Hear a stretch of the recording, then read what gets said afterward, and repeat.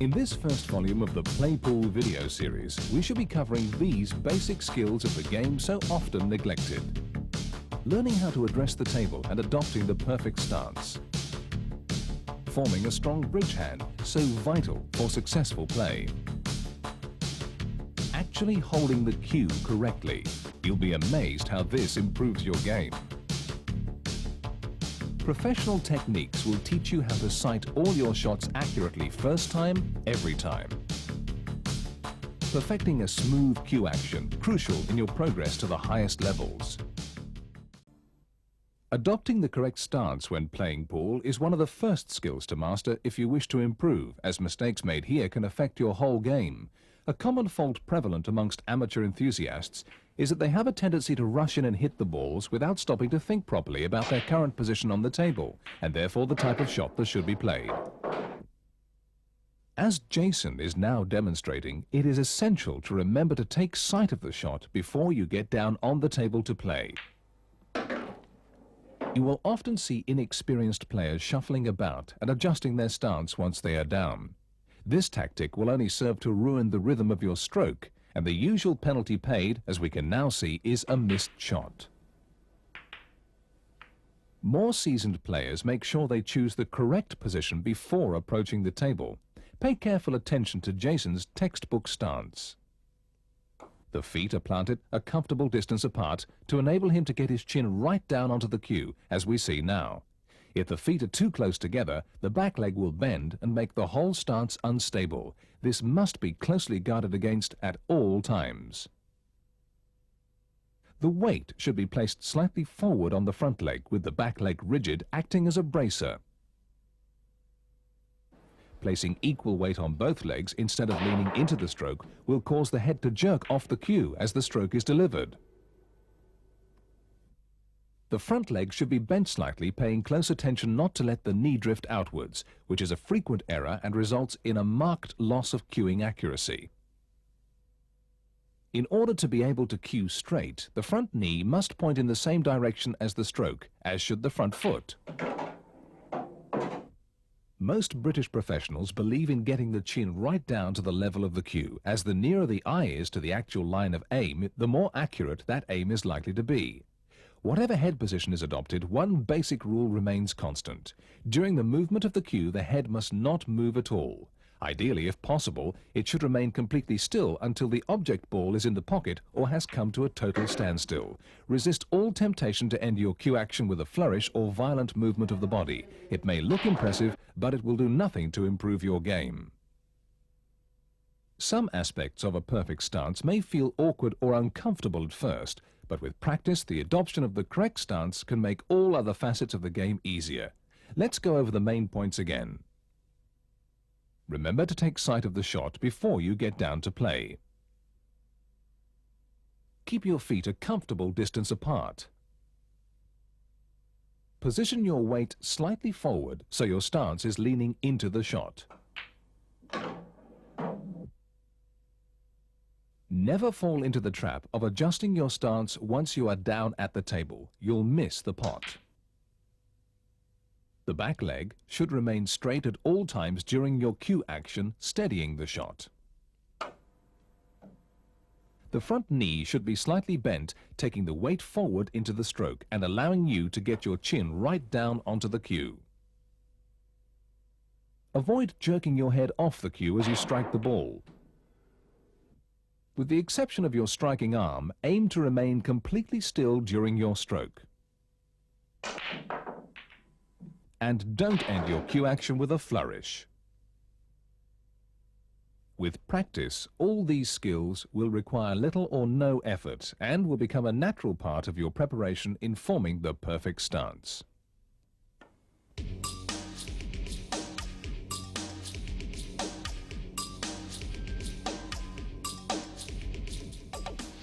At this point in the video, I think it would be a good time to take a short break and take a look at some of my favourite trick shots. This first trick shot, the 8-in-1, came about when I was challenged to perform a perfect 8-ball clearance in one stroke. It is very difficult, but not impossible. Here's how it's done.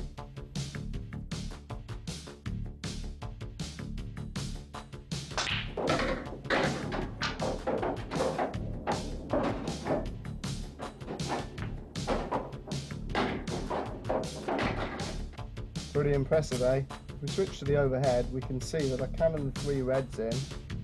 The black ball travels around the table, up the cues, and back down again, cannon into the 4 reds to make a perfect 8-ball clearance.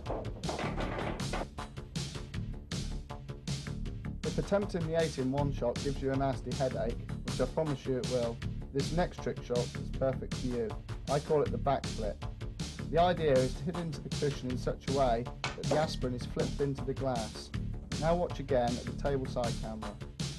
The cue ball springs the aspirin up into the air and down into the glass. Perfect.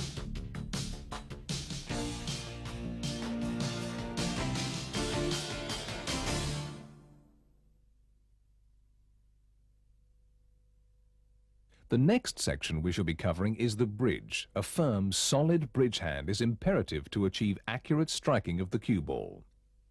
Many pool players make a very poor bridge, perhaps unaware of its importance. Even amongst good players, there is often a slight wobble in the bridge hand which can affect the line of the stroke. As the bridge takes most of the weight forward from the body, it is vital that it remains firm throughout the cue action, since any movement at all will definitely affect the accuracy of the delivery.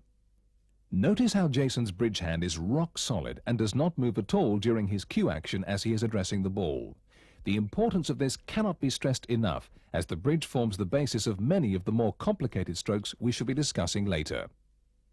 From this angle, we can see as Jason pots the yellow, the only part of his body that moves is his cueing arm. The bridge stays perfectly still.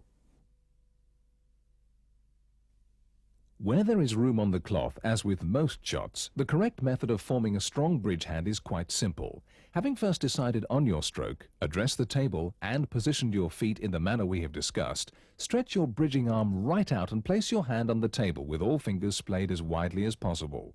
Draw the fingers inwards, keeping them taut and straight. Grip the cloth hard with the pads of your fingers and cock the thumb. This method makes a very strong bridge hand, fastened securely to the table, and provides a smooth channel for the cue to slide through. Notice how the bridging arm should be straight, thrust out from the shoulder as far as it will go. You should feel a line of tension running from the bridge hand through the left arm and shoulders right down to the cueing elbow. This tension ensures a well-braced upper stance, and you will find that the striking arm hangs loosely from the elbow, swinging easily and independently without affecting the rigidity of the upper arm. This is exactly as it should be for the correct motion of the cue in a straight line. Unfortunately, you will not always be able to place your hand flat on the bed of the table.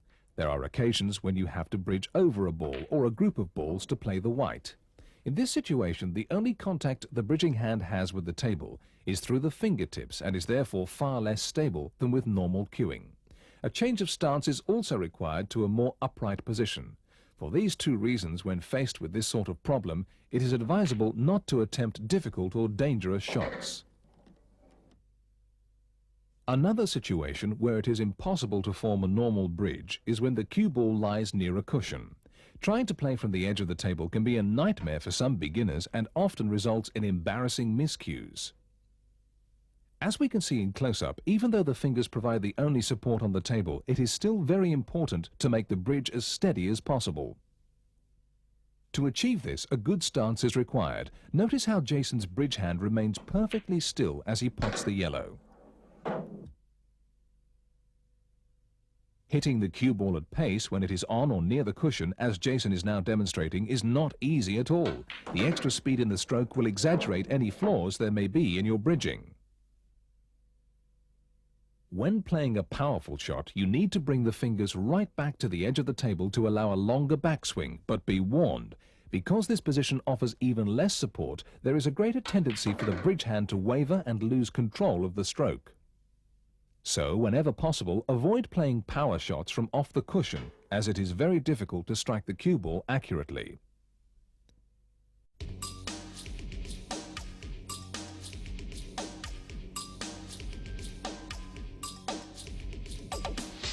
Getting the hang of it yet? Good. Well, you can relax for a couple of minutes now because we've got 2 more amazing trick shots coming up. After all that talk about bridges, this next trick shot is quite apt. I call it the over and under shot. What I'm going to do is to pop the red ball into the corner pocket, jump the white over the rest, back under the rest and pop the black ball into middle pocket. If you don't believe me, watch this.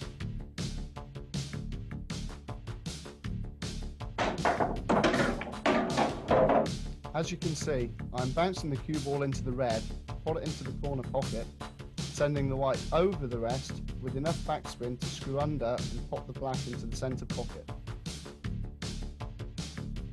Right then, as the over and under shot took so long, I think I better show you the fastest ever trick shot. I call it the 4-in-1. 4 balls in 4 pockets in 4/10 of a second. Don't blink or you'll miss it.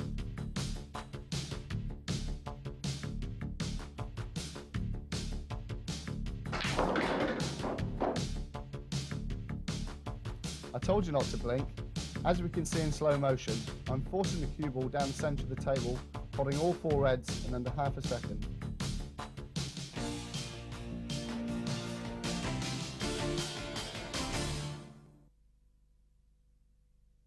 Any player cannot play consistently well unless they adopt the correct method for holding a pool cue.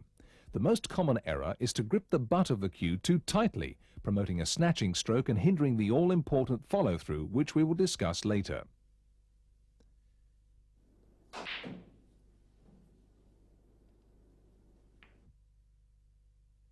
The cue should rest on the pads of the middle joints of all 4 fingers. The grip itself, however, must be made with the thumb and the first 2 fingers only. Normally, the hand grips the cue about an inch away from the end, as we can see here. When you are playing a power shot, however, such as the break and a maximum backswing is needed, it may be necessary to shift the position of the grip to the end of the cue. This is not the only time that this strategy is required. Another occasion that demands a change in the way you hold the cue is when you are faced with the problem of overstretching, as Jason is illustrating. As with the power stroke, the cue must be gripped right at the end and is therefore more risky and difficult to play. There is little that can be done besides coaching and regular practice to make power shots any easier or more reliable. But in the case of playing at full stretch, modern technology has come up with an answer. Notice that as Jason stretches for the black, his feet and stance at the table appear uncomfortable. To remedy this, some of the better pool cues today have a built-in telescopic mechanism that allows a player to adjust the length of the cue in seconds to eliminate any problems of overstretching. The shot can be played comfortably and the cue returned to its original length without any loss of concentration. Let's watch Jason again, but this time with an extended cue. Notice the many advantages telescopic cues offer. His feet are more securely planted. The grip on the cue is now in the correct position. In fact, his whole stance now appears more comfortable and stable.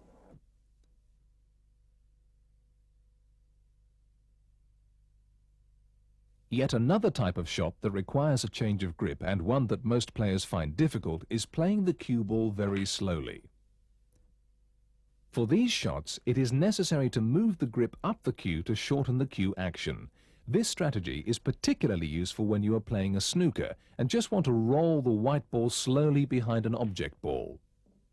If we watch the same shot again, notice also that a different stance is employed, more upright with the chin well above the cue to help gauge the distance.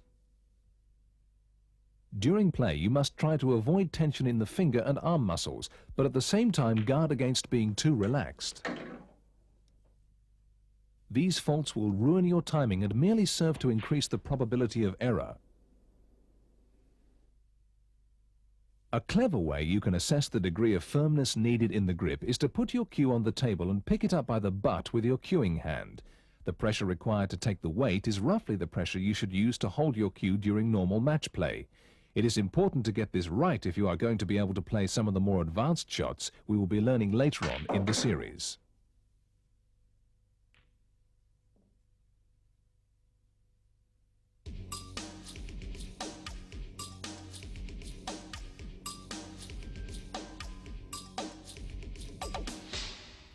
If you want to try this next trick shot, you're going to need a friend to help.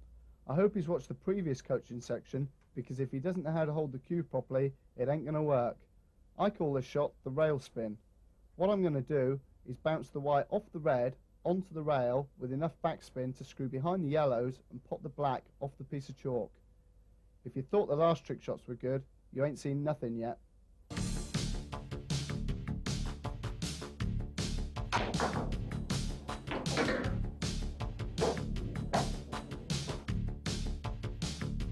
Once more in slow motion.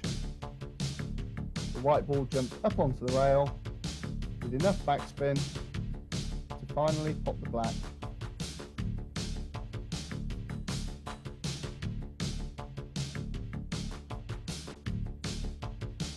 While we're on the subject of how to hold your cue, here's an impressive trick shot that goes against all the rules I've just been teaching you.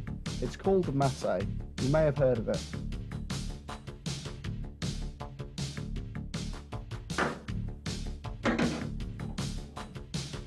Let's watch it again in slow motion. You can see how the cue ball swerves in a tight arc around the yellow to finally pop the black.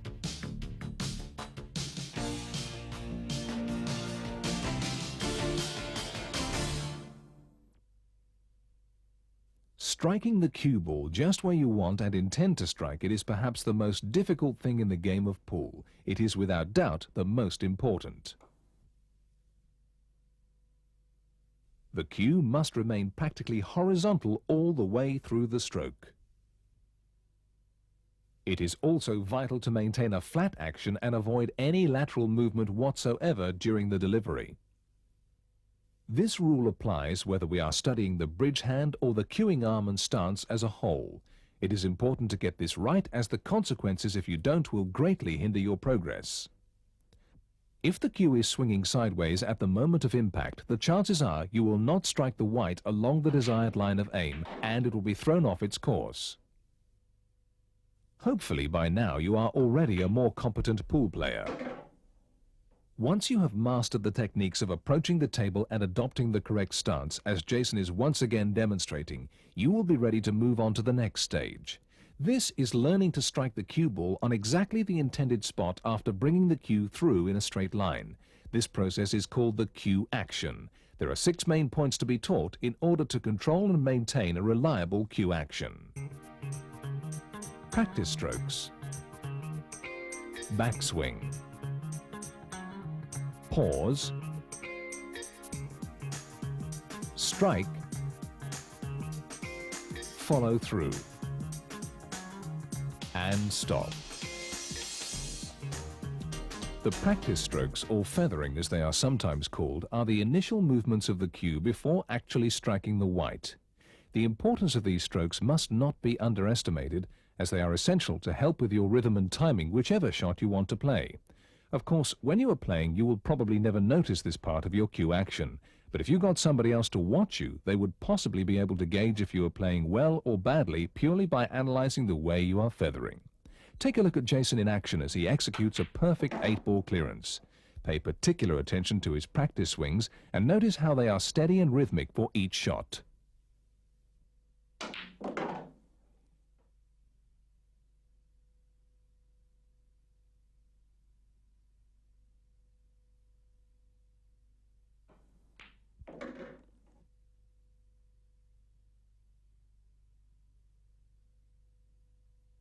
From this angle, watch how Jason is able to cue right up to the white without actually touching it, of course, during his practice strokes. This is a sure sign of a good and confident player.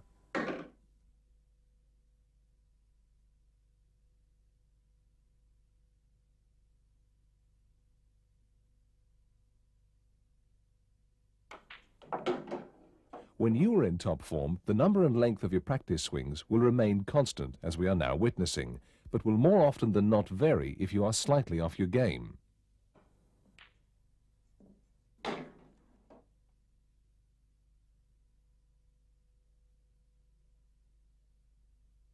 Once again, cueing up very close to the white.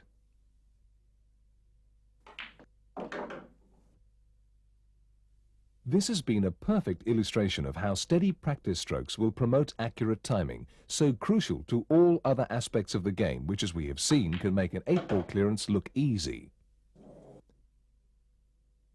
When practicing these strokes, remember, as with all shots, the whole body must be motionless except for your cueing arm. Beginners may find it quite difficult to go right up to the cue ball when practicing their feathering, as Jason is showing us. They tend to commit the error of stopping the cue too far back. It is well worth persevering with your practice strokes until you are able to consistently achieve an even, rhythmic action. In most situations, the backswing part of the cue action benefits from as short a distance as possible. The more you can cut it down, the greater control you will have over direction. Potting will become easier and more precise.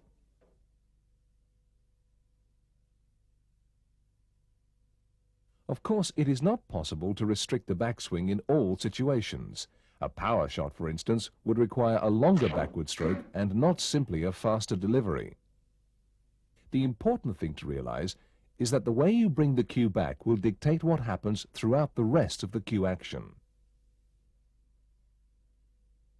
Once you have cut the backswing down to a workable minimum, a very useful tip is to introduce a split-second pause before making the final forward drive of the cue action. An analogy could be drawn with the game of golf, where the professional pauses at the top of his backswing.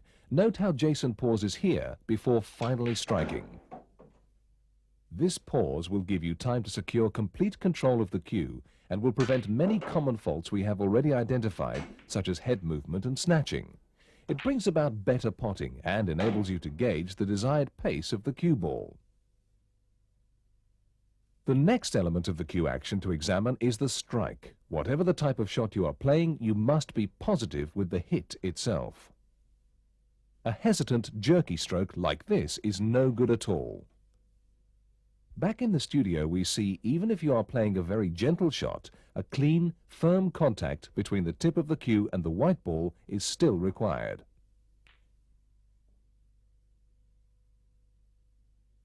This is where the practice swings and pause elements of the cue action can make a significant difference. As we have learnt, they govern the rhythm and timing of each shot, essential to the successful striking of the cue ball. Concentrate on the professional's cue action at the moment where the cue tip strikes the white ball. As we watch the replay, we can see at that point his forearm is in a vertical position. A frequent problem is striking the cue ball either before or after the forearm has reached the correct upright position. Consequently, the cue will not be driven through on a parallel line, and at best unwanted top or backspin will be applied. At worst, you will miss cue.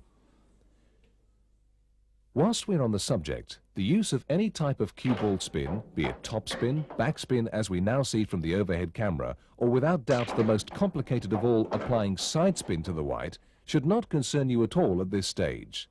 The many advantages of these skills, especially in the art of positioning the cue ball, are fully explained in later play pool videos.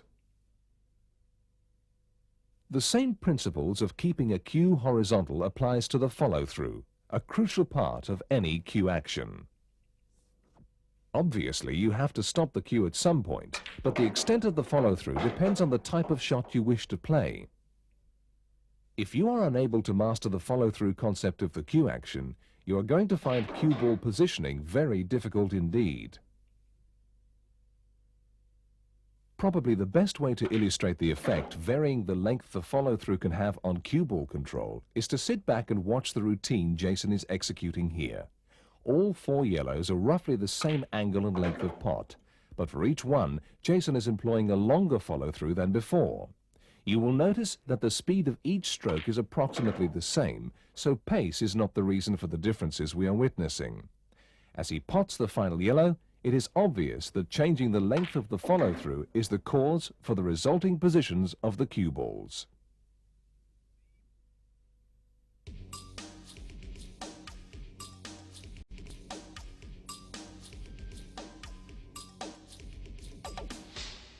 If you manage to take in everything about cue action in one go, you deserve another trick shot break. Most professionals use this shot in their exhibitions because it really is one of the best. It's called the 6-in-1 and is about the only shot I can think of where 6 balls are potted in 6 different pockets in one shot. You saw it briefly in the introduction to this video, and I think it's well worth another look.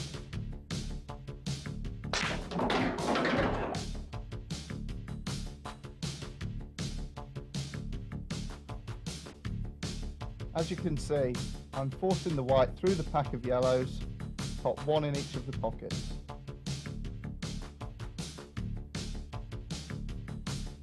When I'm feeling really confident, I set one of the balls a little out so I can pot it second time around with the white.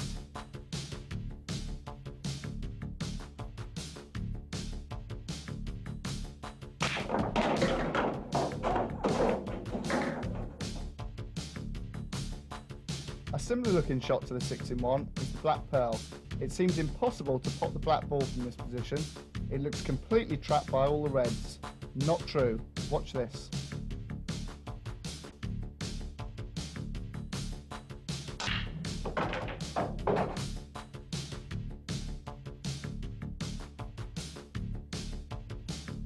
And again, close up in slow motion.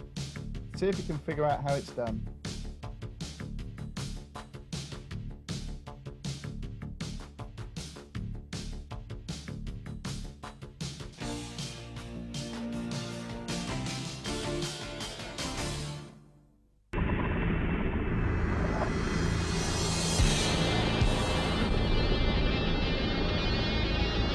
Coming up in future Playpool videos.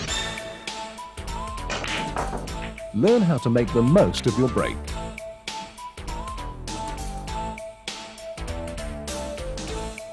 Understanding potting angles and how to play them.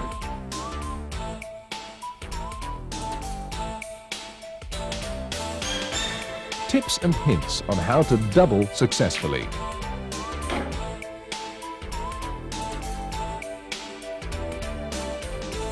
Discover how plants can create match-winning opportunities.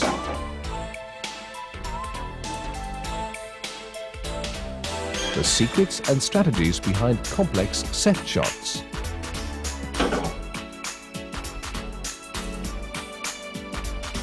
How and when to play cannons.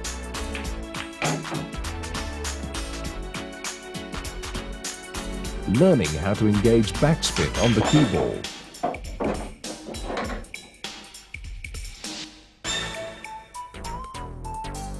Playing the white with topspin.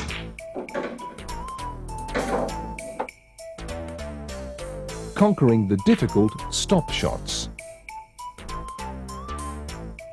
The theories behind playing with drag. Imparting side spin and how to control the cue ball.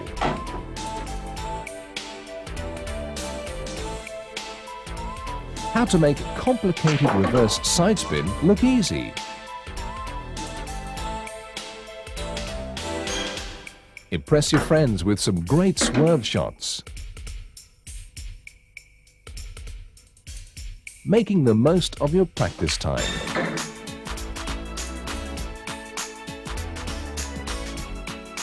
Learn why your shot selection can win you matches. And all the secrets revealed of some more amazing trick shots.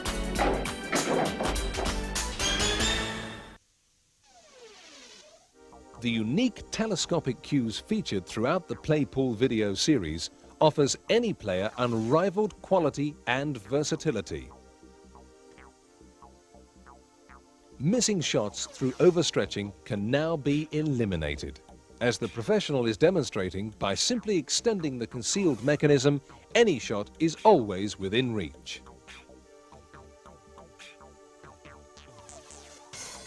Restricted space a problem in your club?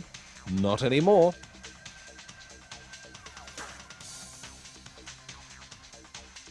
For further information on this unique range of cues, aluminium cases and accessories, please contact Blue Moon Leisure.